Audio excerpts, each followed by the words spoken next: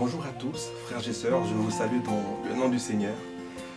J'aimerais débuter ce temps de louange par un verset qui se trouve dans Ésaïe 41, verset 10, qui dit « N'aie pas peur, car je suis moi-même avec toi. Ne promène pas de regard inquiet, car je suis ton Dieu. Je te fortifie, je viens à ton secours, je te soutiens par ma main droite, la main de la justice. » C'est vraiment pour introduire ce chant qui dit « Je reviens au cœur de la louange pour centrer sur toi, pour tout centrer sur toi Jésus, que les événements qui nous entourent ne fassent pas barrière à notre louange, pour tout centrer sur Jésus. »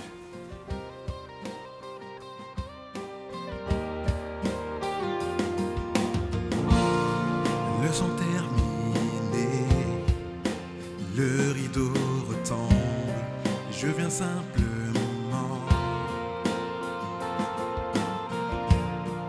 porter mon offrande, car j'ai le désir de réjouir ton cœur.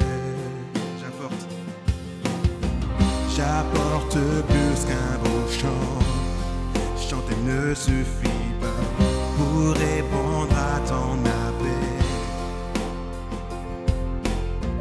Les apparences sont trompeuses, tu vois bien au-delà. Oh Dieu, tu sondes mon cœur.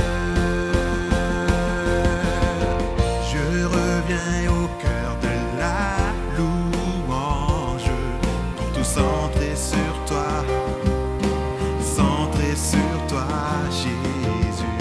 Oui, je renonce à tous mes faux semblants pour tout centrer sur toi, centrer sur toi, Jésus.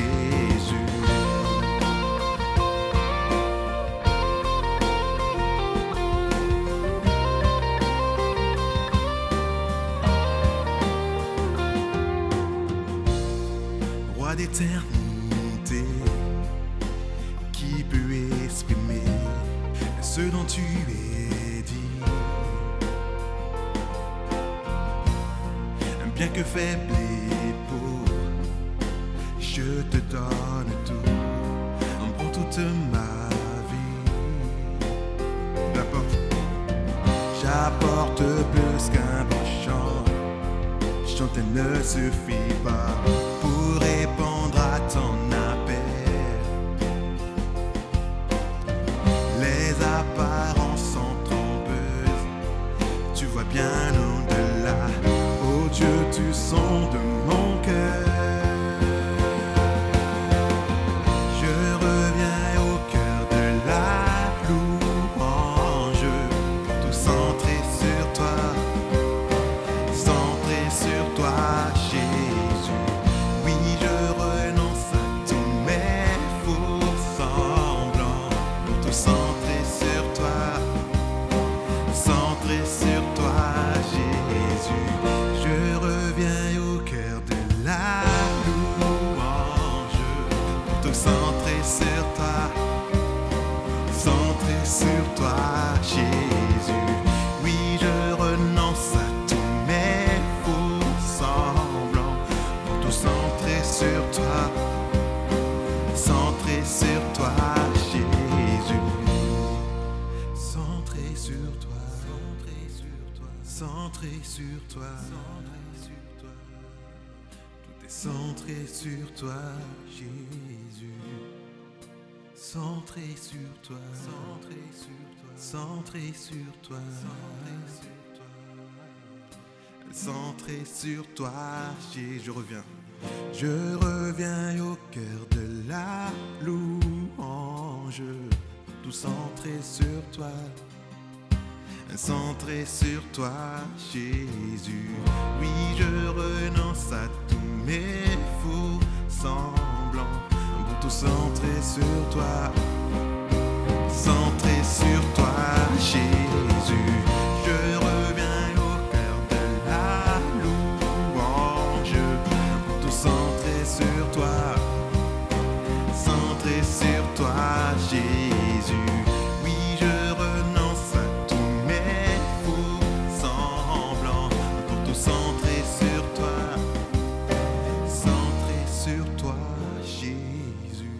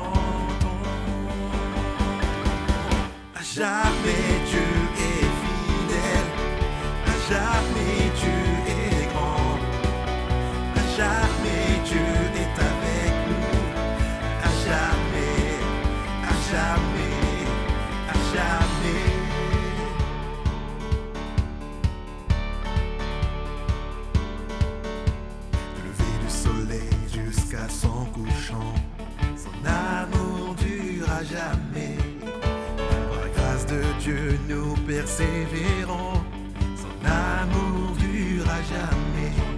Chantons, chantons, chantons, chantons. À jamais Dieu est fidèle, à jamais Dieu est grand, à jamais Dieu est avec nous, à jamais, à jamais, à jamais Dieu est fidèle, à jamais Dieu est grand, à jamais Dieu est avec nous, à jamais, à jamais, à jamais.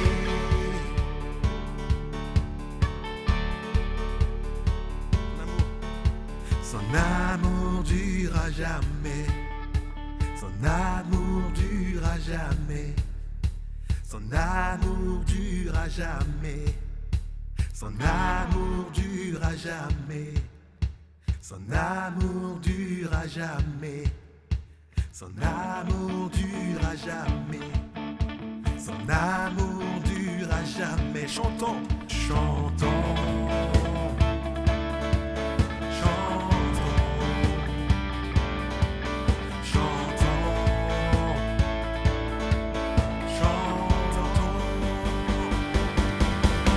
Jamais Dieu est fidèle, à jamais Dieu est grand, à jamais Dieu est avec nous, à jamais, à jamais, à jamais Dieu est fidèle, à jamais Dieu est grand, à jamais Dieu est avec nous, à jamais, à jamais, à jamais.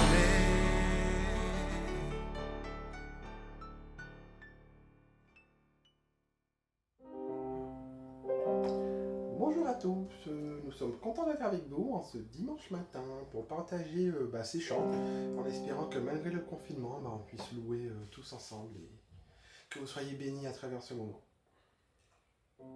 Alors, nous avons quelques petits versets à partager avec vous, qui se situent dans Romains 8, verset 28. Toute chose concourt au bien de ceux qui aiment Dieu, de ceux qui sont appelés selon son dessein, selon son plan. Et l'autre verset, c'est au 31. Si Dieu est pour nous, qui se lèvera contre nous? Effectivement, si on continue le verset, ça nous dit que Dieu a donné son Fils unique. Alors, effectivement, il l'a donné pour nous tous. Alors pourquoi ne pouvons-nous pas croire justement cette parole de vérité? Et c'est ce qui nous a amenés à vouloir chanter ces petits chants-là encore avec vous. Si le Seigneur combat pour nous, qui se lèvera contre nous? Nos vies entières sont dans sa main. Donc on vous encourage à chanter ce chant-là avec nous. C'est chaud.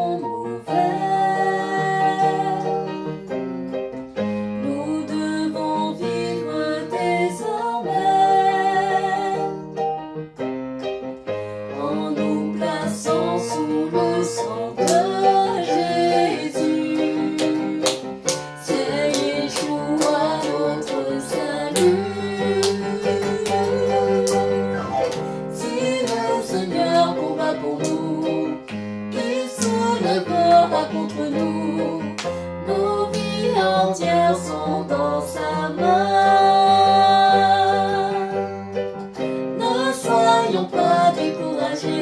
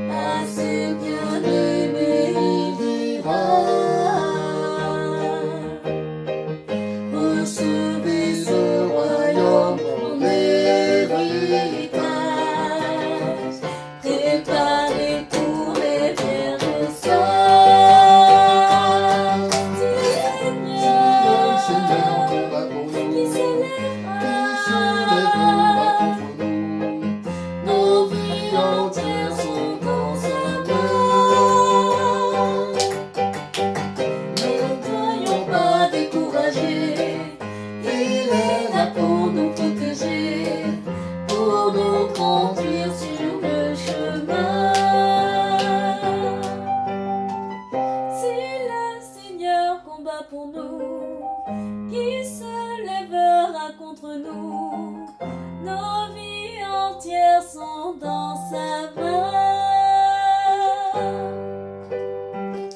Ne soyons pas découragés, il est là pour nous protéger, pour nous conduire sur le chemin.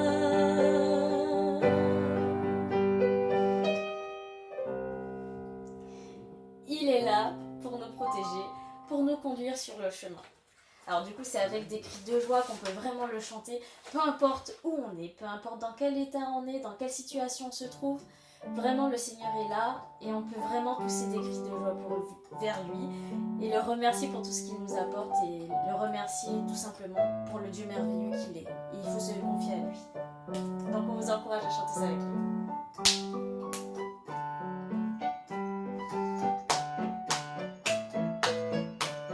Avec des cris de joie, ma bouche te chantera.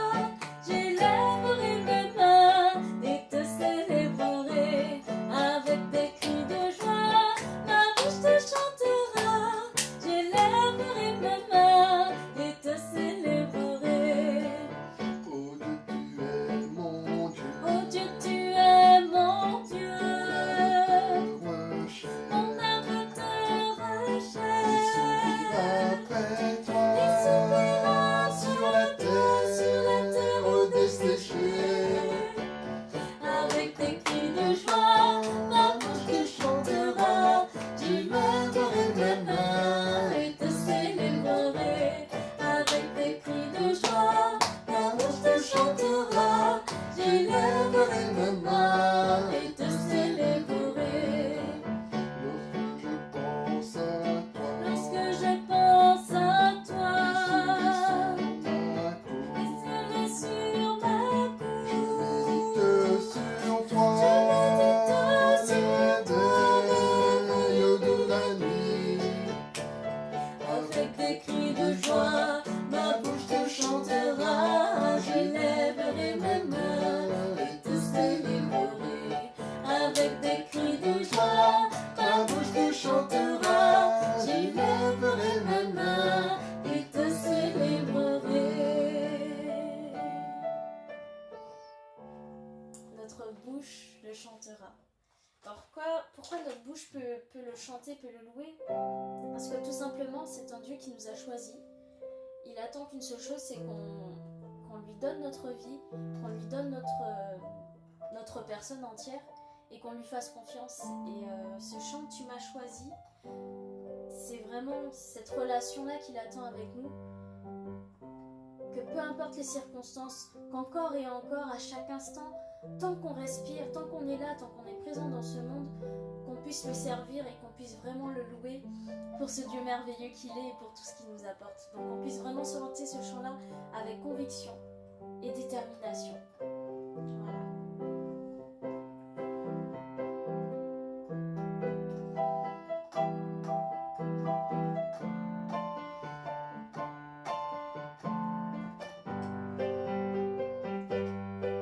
Tu m'as choisi, je t'ai reçu, tu m'as aimé, je t'ai aimé, tu m'as donné, j'ai accepté ta vie.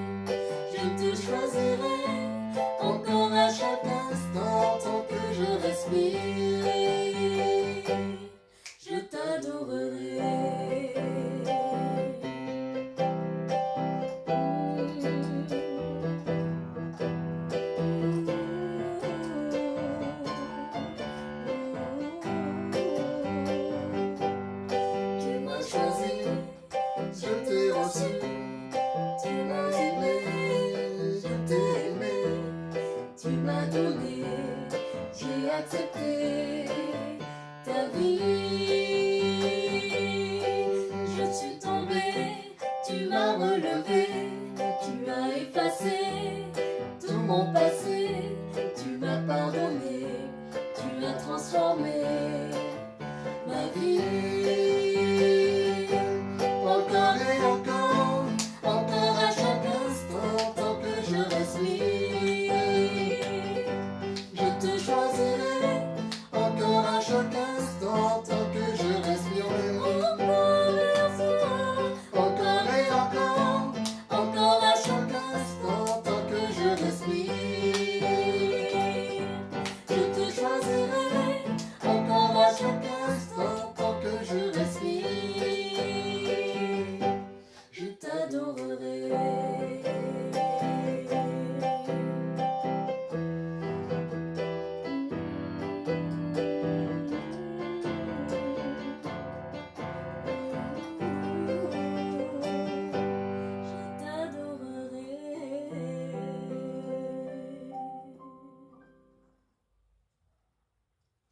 Le Seigneur nous a choisis, il nous a acceptés, peu importe les péchés qu'on a faits, peu importe les erreurs qu'on a commises, il nous a vraiment aimés. Et c'est pour ça que vers lui on peut faire monter des cris de joie, d'adoration, tant qu'on respire, tant qu'on est là, tant qu'on est présent. Et c'est un Seigneur qui va combattre pour nous, qui va se lever contre nous. Nos vies entières sont dans sa main. Peu importe ce qu'il arrive, c'est des projets de paix qu'il a pour nous et non de malheur. Donc faisons-lui confiance et vraiment continuons à avoir cette détermination pour lui. Peu importe où nous sommes. Que le Seigneur vous bénisse richement. Bon dimanche. Bon dimanche à tous et gros bisous. Coucou tout le monde, j'espère que vous allez bien. On voudrait, Sarah et moi, vous inviter à chanter avec nous 2 chants. Donc le premier pour inviter le Saint-Esprit à siéger parmi nos louanges. Le chant s'intitule « Inonde ce lieu de ta présence ». Et ensuite, il y aura également « Ta présence est le ciel pour moi » dans la continuité de nos louanges, en fait, de notre adoration. Voilà.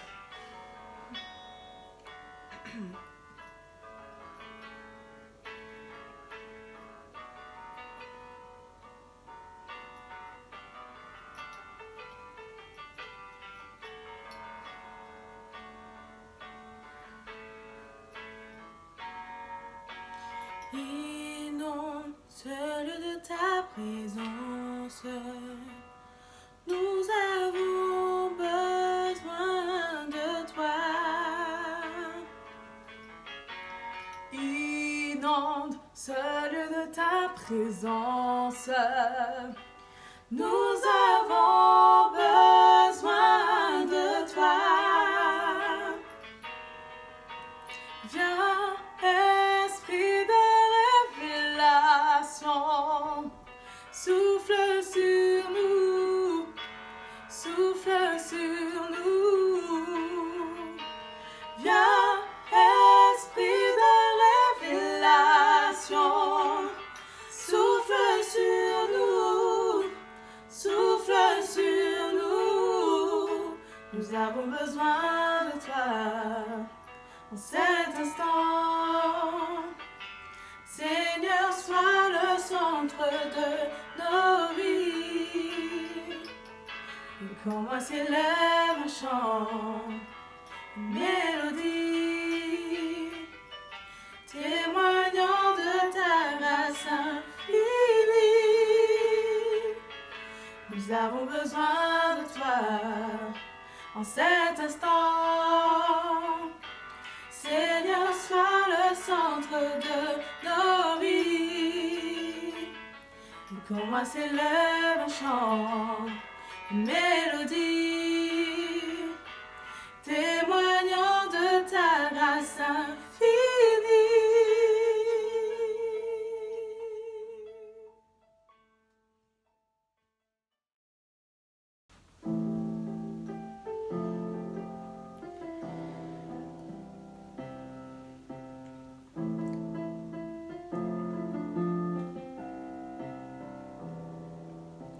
Qui sur terre est comme toi, Seigneur,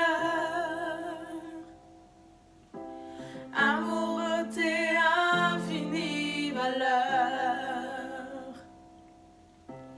Ici rien ne peut me satisfaire. Jésus, ton amour me désaltère. Ta présence, c'est le ciel pour moi.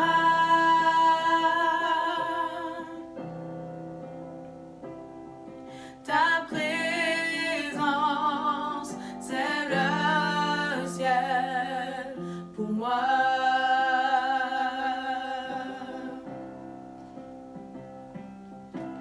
Trésor de mon âme et de mon cœur, dans ma faiblesse tu es ma vigueur. Libre de mon passé, de tout lien, tu tiens ma vie aujourd'hui et demain. Ta présence, c'est le ciel pour moi.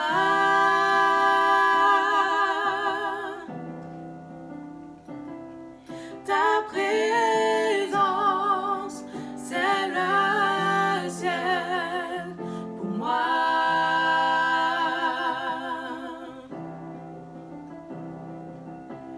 Oh Jésus,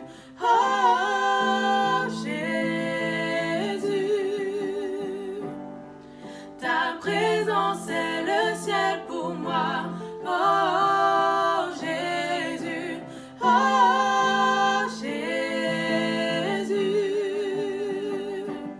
ta présence est le ciel pour moi. Je marcherai chaque jour dans ta grâce, car un jour je te verrai face à face. Ici rien ne peut me satisfaire. Jésus, ton amour me désaltère. Ici rien ne peut me satisfaire. Jésus, ton amour me désaltère. Jésus, ton amour me désaltère. Ta présence, c'est le ciel pour moi.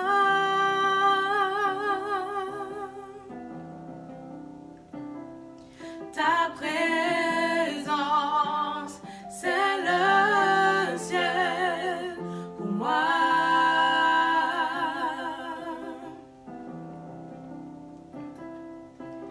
Oh Jésus,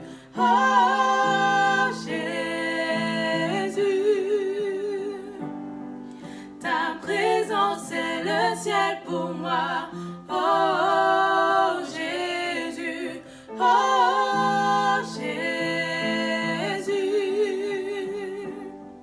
ta présence est le ciel pour moi.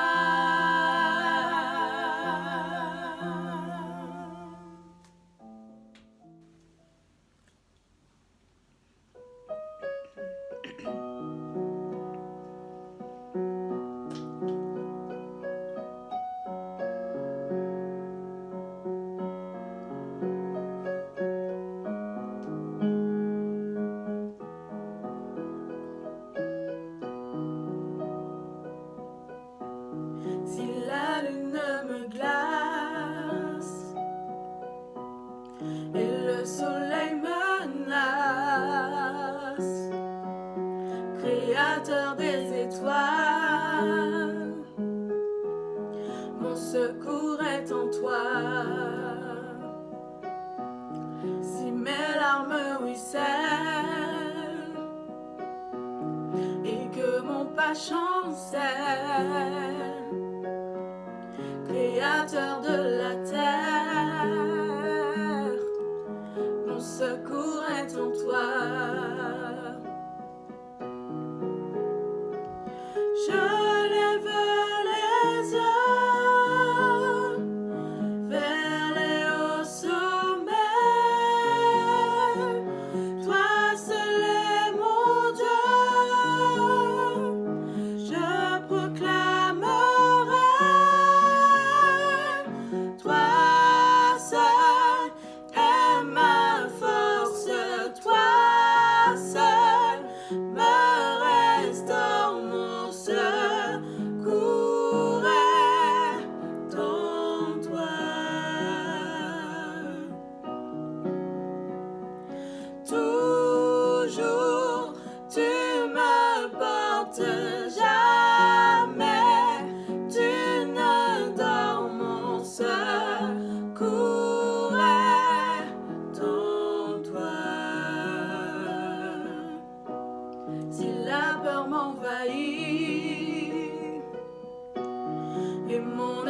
chavire,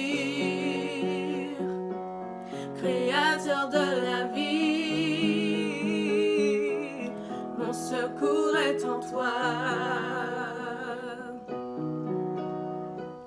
Je lève les yeux vers les hauts sommets. Toi seul est mon Dieu. Je proclamerai. Toi seul est ma force. Toi seul me restaure mon secours est en toi. Toujours tu me portes, jamais tu ne dors, mon secours est en toi. Ta victoire, mon espoir, ton chemin, mon destin, ton salut, mon refuge, tout est en toi. Ta victoire, mon destin, ton salut, mon destin, ton salut, mon refuge, tout est en toi.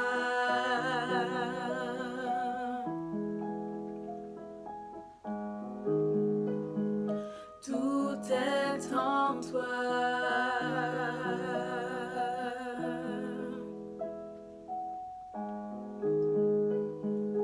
Tout est en toi.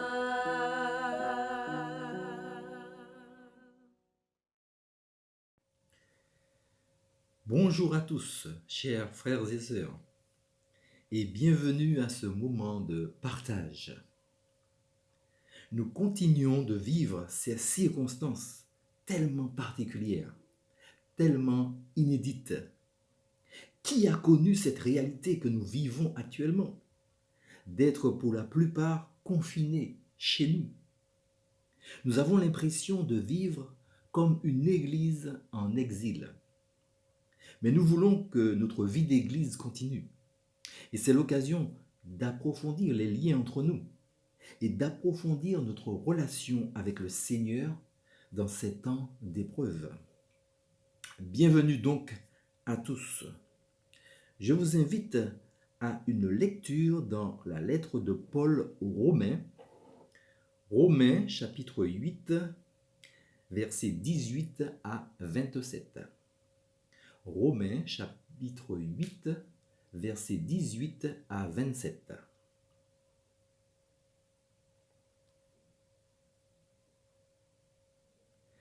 J'estime que les souffrances du moment présent ne sont pas dignes d'être comparées à la gloire qui va être révélée pour nous. De fait, la création attend avec un ardent désir la révélation des fils de Dieu. En effet, la création a été soumise à l'inconsistance, non de son propre gré, mais à cause de celui qui l'y a soumise. Toutefois, elle a l'espérance d'être elle aussi libérée de l'esclavage de la corruption, pour prendre part à la glorieuse liberté des enfants de Dieu. Or, nous savons que, jusqu'à maintenant, la création tout entière soupire et souffre les douleurs de l'accouchement. Et ce n'est pas elle seule qui soupire, mais nous aussi, qui avons pourtant dans l'esprit un avant-goût de cet avenir, nous soupirons en nous-mêmes en attendant l'adoption, la libération de notre corps. En effet, c'est en espérance que nous avons été sauvés. Or, l'espérance qu'on voit n'est plus de l'espérance. Ce que l'on voit, peut-on l'espérer encore? Mais si nous espérons ce que nous ne voyons pas, nous l'attendons avec persévérance. De même, l'Esprit aussi nous vient en aide dans notre faiblesse.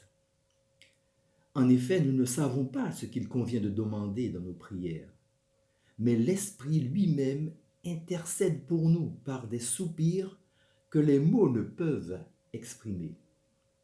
Et Dieu qui examine les cœurs sait quelle est la pensée de l'Esprit, parce que c'est en accord avec lui qu'il intercède en faveur des saints.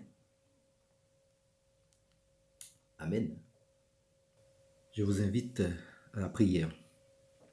Notre Dieu, notre Père, nous voulons te remercier pour ce jour nouveau que tu nous accordes dans ta grâce. Oui, malgré les circonstances, c'est encore un jour de grâce.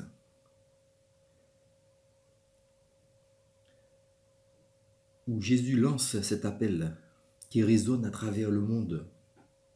Venez à moi pour trouver du repos, pour trouver la vie véritable, la paix avec Dieu, le pardon, la réconciliation, pour trouver la vie véritable, l'espérance, pour ce jour où toutes choses seront faites nouvelles. Tu as envoyé Jésus dans ce monde de souffrance tel qu'il est, ce monde plein de souffrance et d'épreuves.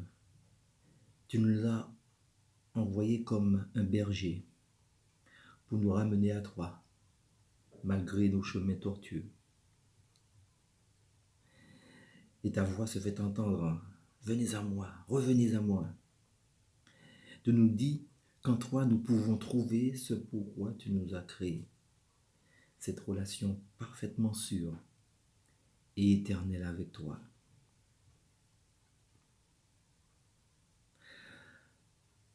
En ces temps où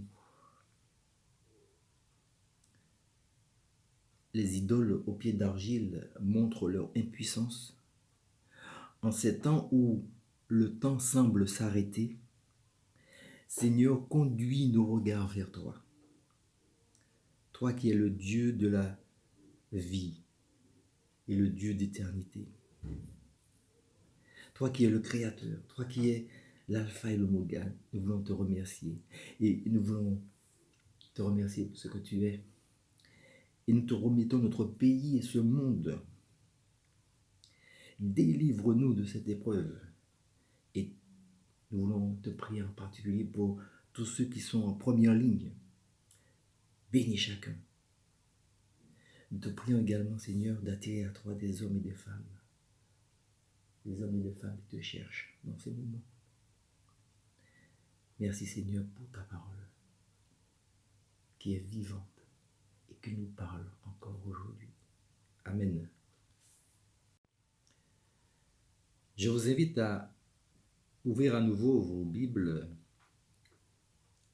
dans le livre de Job, dans l'Ancien Testament, au chapitre Job, chapitres 38 et 39. Nous n'allons pas lire tous les 2 chapitres, parce que c'est un peu trop long, mais je vais lire que des extraits. Donc nous allons lire à partir de Job 38, versets 1 à 11. Ensuite, nous irons à Job 38, verset 39, jusqu'au chapitre 39, versets 1 à 8. Nous croyons qu'à travers ce texte, Dieu nous parle. Et ma prière, c'est que je sois fidèle à ce que Dieu a à nous dire encore ce matin.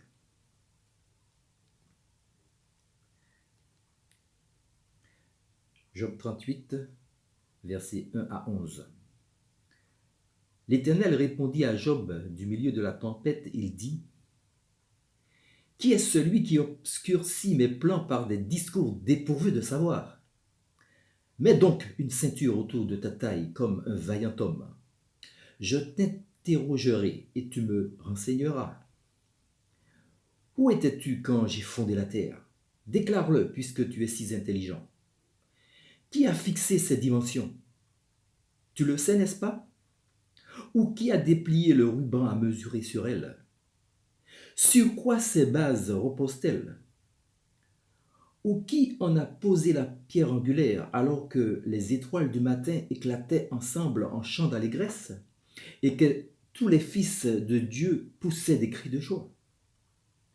Qui a bloqué la mer avec des portes quand, dans son jaillissement, elle est sortie du ventre maternel, quand j'ai fait des nuages son habit et de l'obscurité ses langes ? quand je lui ai fixé des limites et imposé verrous et portes, quand j'ai dit, tu pourras venir jusqu'ici, tu n'iras pas plus loin, ici s'arrêtera l'orgueil de tes vagues. Chapitre 38, verset 39.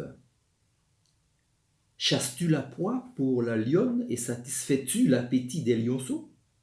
Quand ils sont couchés dans leur tanière, quand ils sont aux aguets dans leur repaire? Qui prépare au corbeau sa nourriture quand ses petits crient vers Dieu et vacillent affamés? Nous continuons donc au chapitre 39, versets 1 à 8. Sais-tu quand les bouquetins font leurs petits? Observes-tu les biches quand elles mettent bas? Comptes-tu les mois pendant lesquels elles portent et connais-tu l'époque où elles mettent bas? Elles se courbent, libèrent leurs petits et sont délivrées de leur douleur. Leurs petits prennent des forces et grandissent en plein air, puis ils s'éloignent et ne reviennent plus vers elles. Qui a rendu l'âne sauvage indépendant et l'a libéré de tout lien? J'ai fait de la steppe son domicile, de la terre salée son habitation. Il se moque du grondement des villes. Il n'entend pas les cris d'un maître. Il parcourt les montagnes pour trouver sa nourriture. Il est à la recherche de tout ce qui est vert. Amen. Les personnels de santé sont ceux qui sont, je crois, le plus exposés à la souffrance. Et notre devoir, c'est de prier pour eux. Prions pour eux. Ne cessons pas de prier pour eux, car leur tâche est lourde. Prions aussi pour les malades, nos frères et sœurs malades, tous ceux qui sont touchés par ce virus.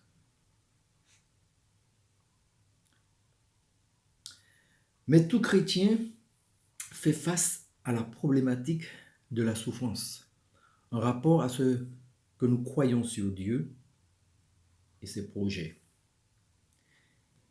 Il y a ce décalage entre ce que nous savons être bon aux yeux de Dieu, la vie, la joie, la paix, et les malheurs qui font partie de ce monde brisé, ce monde révolté contre Dieu. Il y a aussi les mystères des interventions de Dieu et les non-interventions de Dieu, ou ce qui paraît parfois comme son silence. Le mystère de la souffrance nous touche au plus profond et parfois très personnellement. Et la Bible n'évite jamais cette problématique de la souffrance. Elle en parle même de façon régulière. Et le livre de Job nous en parle de manière particulière.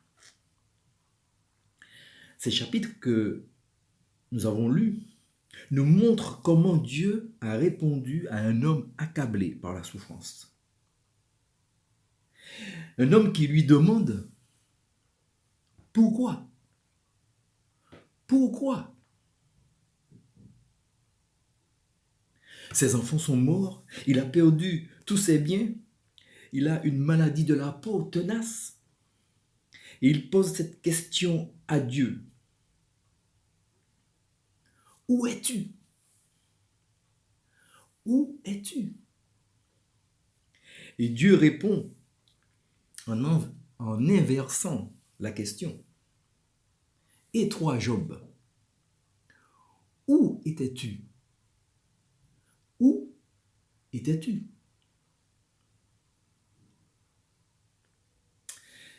C'est un texte poétique, mais inspiré par Dieu, pour notre bien. Et dans un premier temps, nous allons voir que Dieu, à travers ce texte, est le maître du temps et de l'espace. Job, un homme intègre, Job a le sentiment d'être avisé. Et Dieu ne lui reprochera pas de l'avoir ainsi interpellé. Alors qu'il était resté silencieux au départ, Dieu va brusquement parler. Versets 3 et 4. Mets donc une ceinture autour de ta taille comme un vaillant homme. Je t'interrogerai et tu me renseigneras. Où étais-tu quand j'ai fondé la terre? Déclare-le puisque tu es si intelligent. Nous aussi, souvent, nous avons cette prétention de savoir, de comprendre, une opinion prête à l'emploi sur tous les sujets. Même quand il s'agit de Dieu, nous sommes prêts à lancer des jugements préemptoires, sans avoir demandé à Dieu son avis.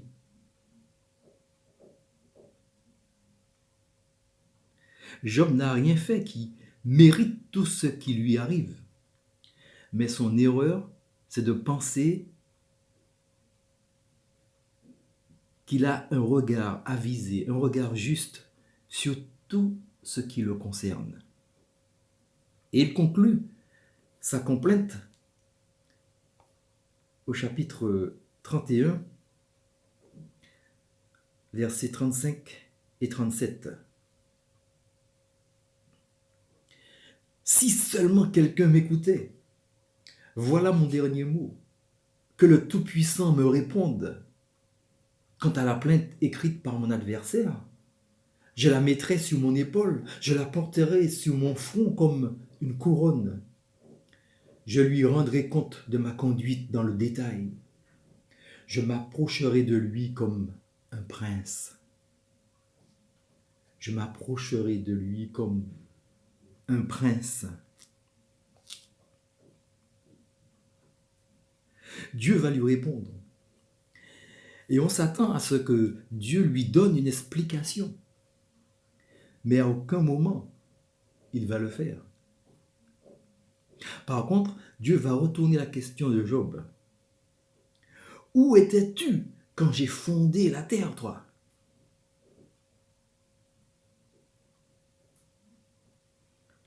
Ah ça oui, Dieu va lui répondre. Et Dieu va lui répondre de cette manière. Je suis le maître du temps et de l'espace. Je suis le maître du temps et de l'espace. Et il ne va pas s'arrêter là, Dieu. Verset 4. Je suis le créateur de la terre. Versets 8 à 11. C'est moi qui ai créé la mer. C'est moi qui ai créé les rythmes de la nature. Versets 12 à 15. C'est lui qui a posé les limites de la création. Versets 16 à 18. C'est lui qui a créé la lumière et l'obscurité. Versets 19 à 21. C'est lui qui maîtrise le climat et les précipitations. Versets 22 à 30. C'est lui qui a créé les astres. Versets 31 à 32.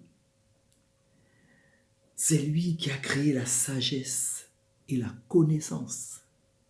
Versets 36 à 38. Rien n'est hors de son contrôle. Dieu maîtrise tout. Mais Dieu répond, on dira à côté. Et Jésus souvent répond à côté de la question, ou par une autre question qui remet les choses à leur place. Parce que Dieu sait mieux que quiconque nous amener à la vérité.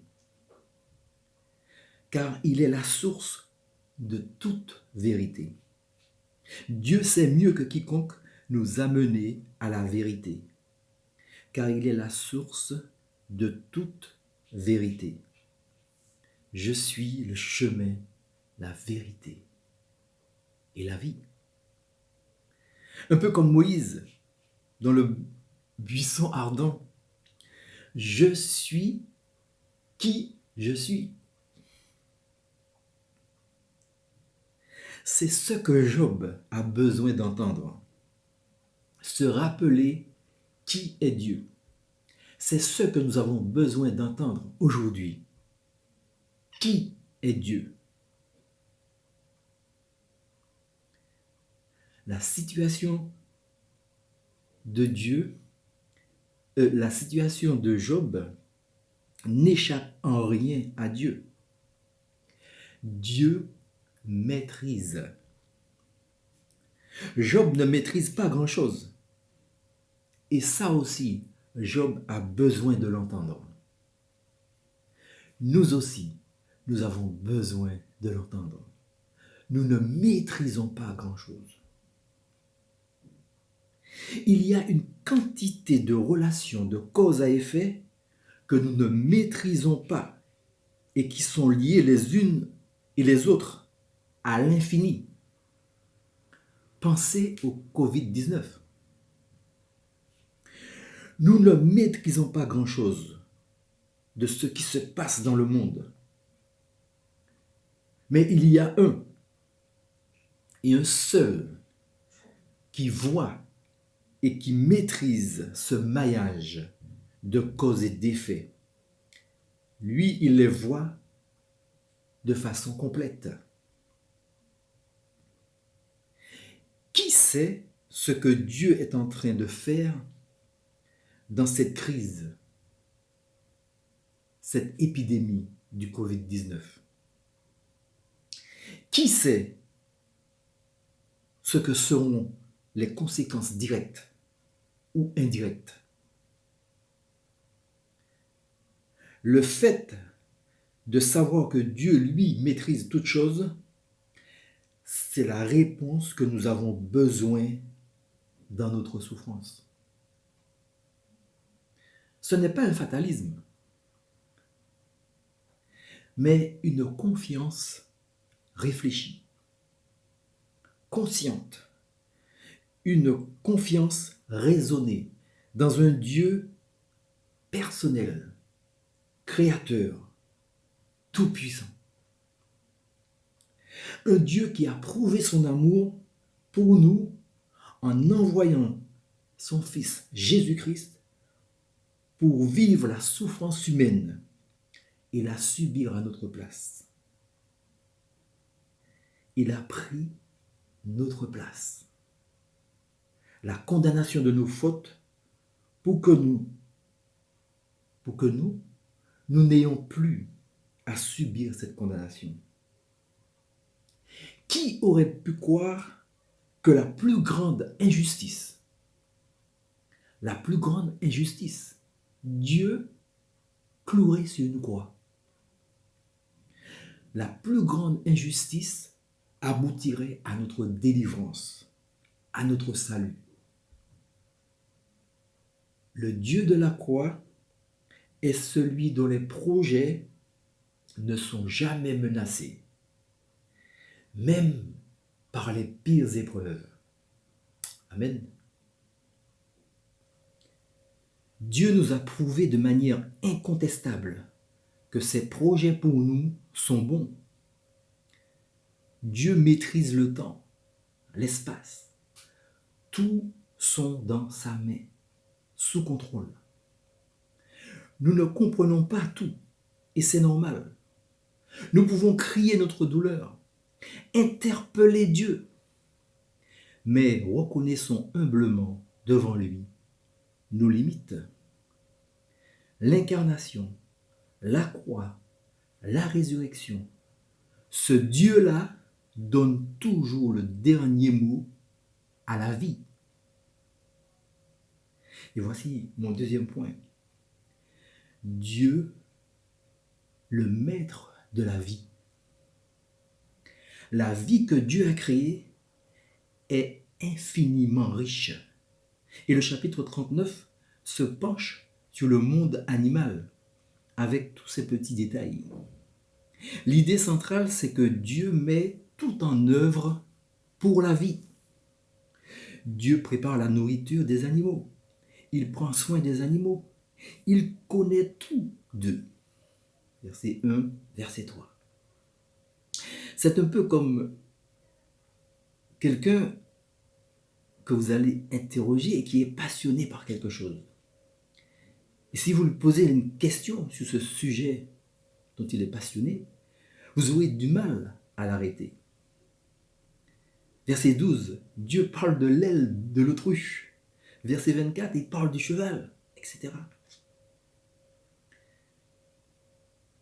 Jésus, dans Matthieu 10, verset 29, nous dit « Ne vend-on pas 2 moineaux pour une petite pièce ? Cependant, pas un ne tombe par terre sans l'accord de votre Père. » Ésaïe 11, verset 8 nous montre que souvent dans la Bible, l'exemple des animaux, c'est précisément pour parler des hommes. Et dans la suite, Jésus, Matthieu 10, verset 31, il s'adresse à ses disciples et à nous. N'ayez donc pas peur, car vous valez beaucoup plus qu'un moineau. Et c'est le message que Dieu veut communiquer à Job et par ricochet à chacun de nous. Dieu est en train de dire à Job que rien de sa vie ne lui échappe. Et Job a besoin d'entendre cela. Il a besoin de passer de son pourquoi à qui est Dieu.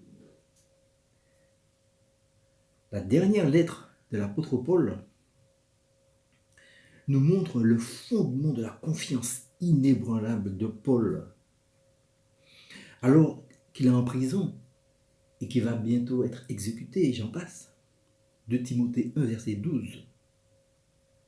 Je sais en qui j'ai cru. Je sais en qui j'ai cru. Paul croyait en un Dieu qui écrit une histoire dont nous ne pouvons lire que quelques extraits, mais dont la fin nous a déjà été révélée par grâce. La restauration de toutes choses, la fin du mal, la vie dans toute sa force.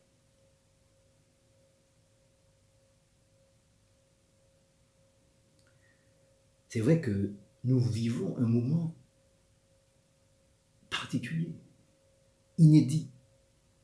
Crainte sanitaire, crainte économique. Ceux qui sont fragiles,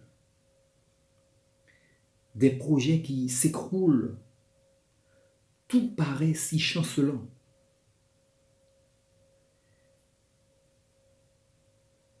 Mais Dieu, lui, il est au service de la vie. Il est venu lui-même sur la terre en la personne de Jésus-Christ pour inverser le mécanisme infernal du mal et de la mort. De sorte qu'en lui, tout aboutit toujours à la vie. Et ça, c'est une puissante assurance. Nous ne savons de quoi demain sera fait. Notre monde est en train de changer, mais Dieu ne change pas. Et il a toujours le dernier mot. En maths, je ne suis pas un féru de maths, mais en maths, si vous multipliez un nombre par 0, le résultat reste le même. Mais avec Dieu, c'est la plénitude. Il est vrai que cette plénitude nous est pas promis pour ce monde, même si nous en voyons déjà des signes. Voilà ce que nous avons besoin d'entendre dans l'épreuve. Dieu, c'est un Dieu qui vient vers nous retrouver, nous racheter Parce que le mal ne le menace pas. Pas lui. Le mal ne le menace pas. À la croix, il a mis à mort la mort. Mort, où est ta victoire? Et c'est là ma conclusion. Toute personne qui vit et croit en moi ne mourra jamais. C'est une parole de Jésus. Et à la fin de cette parole, il dit ceci. Crois-tu cela? Amen.